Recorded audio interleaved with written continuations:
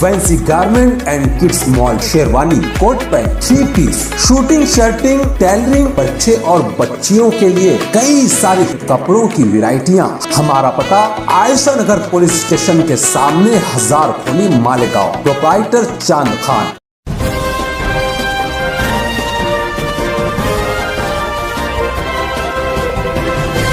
मानव समाचार, मानवता के हक में। मानव समाचार में आपका स्वागत है। मुसलसल 2 दिन की बारिश ने मालेगांव शहर का पूरा नक्शा बदल दिया है। मालेगांव में ऐसा लगता है सैलाबी कैफियत आ गई है। जिस वक्त मैं जिस फैक्ट्री पर खड़ा हूँ, कोहिनूर मस्जिद है और मस्जिद के अतराफ में आप देख सकते हो पूरे शहर से आने वाला गंदा पानी यहाँ पर इसकी फैक्ट्रियों पर चारों तरफ जो मस्जिद के अहाते को इस गंदे पानी ने घेर लिया है।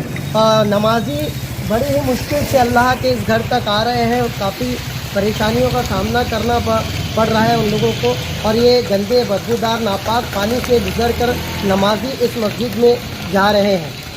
करोड़ों रुपए का बजट रखने वाली मालेगांव कारपोरेशन, जिसने अतिक्रमण के नाम पर पूरे मालेगांव शहर से गटरों के ऊपर से अतिक्रमण साफ़ किया था। अगर वो अतिक्रमण उनका हटाना उनका जायज़ था और एक प्लान के तहत वो कर रहे थे कि मालेगांव शहर का ड्रेनेज सिस्टम सही किया जाए। अगर वो ड्रेनेज सिस्टम सही था तो फिर ये क्या है? इतना कुछ होने के बाद अगर इस तरीके से मस्जिद के अतराफ में, अल्लाह के घर के अतराफ में इस तरीके से गंदा पानी रहेगा और नमाजियों को अगर गंदे पानी से होकर नमाज के लिए आना पड़ेगा, तो तब वो पूरा जो नौटंकी और जो नाटक उन्होंने पिछले कुछ दिनों से मचा कर रखा था पूरे शहर पर, अतिक्रमण जिस हिसाब से चल रहा था, उस अतिक्रमण पर भी अब सवाल उठ रहा है कि सिर्फ अतिक्रमण हटा देने से वो अपनी जिम्मेदारी से मुस्तस्ना हो गए। क्या गटरों की सफाई नहीं होना थी? इस तरीके से जो है पूरा अतिक्रमण साफ होने के बाद गटरों पर से जो भी नाजायज़ अतिक्रमण हटाने के बाद भी अगर इस तरीके से हमारी मस्जिद तक इस तरीके का गंदा पानी और नमाजियों को अगर इस तरीके की दिक्कतों का सामना करना पड़ रहा है,